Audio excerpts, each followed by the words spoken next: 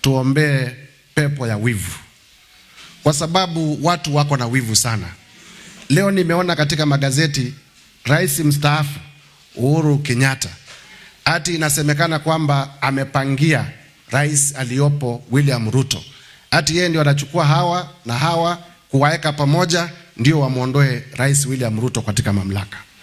Nataka nikumbushe rais mstaafu mambo matatu. Jambo la kwanza, ukistaafu, kama wewe ni bishop na umestaafu, kama wewe ni mwalimu na umestaafu, heshima ni kustaafu na ukae nyumbani na uache yule ambaye amepewa kazi aendeleze kazi yake. Wakenya walikuwa wamefanyia familia ya Kenyatta heshima kubwa. Nchi yetu ilipoanza mwaka wa 1963, tukapatia Jomo Kenyatta Senior akakuwa rais wa nchi ya Kenya kwa miaka 10. Tukakuja baadaye tukakuchukua wewe Uhuru Kenyatta, kijana mtoto wa rais wa kwanza. Kenya iko na familia mamilioni, lakini tukafunga macho. Baba yako tukampatia miaka 15. Wewe mtoto wa familia, mtoto wa aliyekuwa rais wa kwanza. Tukizingatia Kenya iko na makabila mengi na iko na familia nyingi, Wakenya wakakupatia heshima, wakakufanya rais wa tatu, rais wa nne wa Jamhuri ya Kenya. Hiyo ni heshima kubwa na unafaa uiheshimu. Heshima kubwa. Nchi ya Kenya, a democracy of 60 years, 25 years tumetawalwa na familia moja. Na tunataka tukuulize, uipatie wa Kenya heshima ile ambao wamepatia familia yako. Ustaafu, ukae nyumbani, utuachie siasa tupange. Jambo la pili, ni kukumbushe rais mstaafu huyu Ruto ambaye unasema unapanga kamati ya kumuondoa kwa kiti.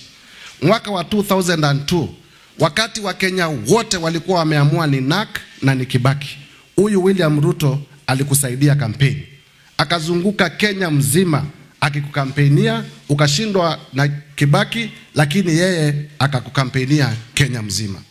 Nikukumbushe tena, huyu William Ruto ambaye unampangia njama ya kumuondoa kwa kiti, mwaka wa 2013 yeye ndio alizunguka Kenya mzima.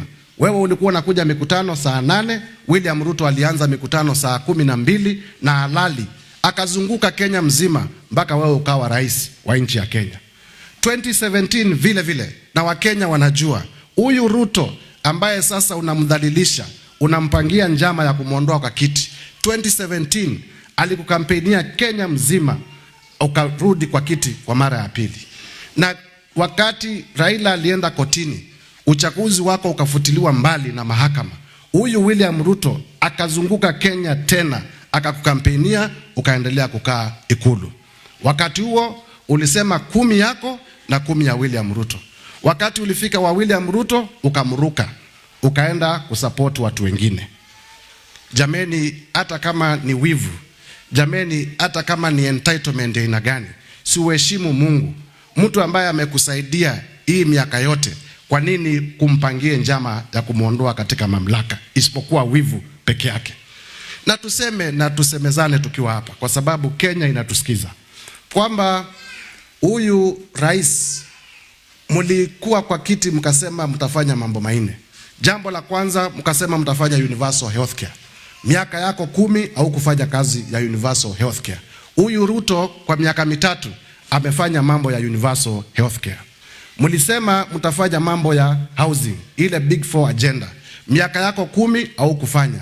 Chini ya miaka 3 hata hapa wote nyumba zinajengwa, Makindu nyumba zinajengwa. Agenda ya affordable housing Ruto ameipeleka mbele. Mlisema mtafanya mambo ya food security. Miaka 10 Kenya ilikuwa iko na aibu ya kutoa chakula nchi zingine. Tangu William Ruto akuje akateremsha bei ya fertilizer, ndio wakulima wapate nafuu ya kulima. Hii leo tunavyoongea, Galana Kulalo tumefufua. Tunamaliza damu ya Thwake ndio tuweze kuanza mambo ya irrigation. Hatujakuwa na aibu ya kuleta chakula kutoka nchi zingine tangu William Ruto akuwe rais. Agenda ya food security tunaipeleka mbele.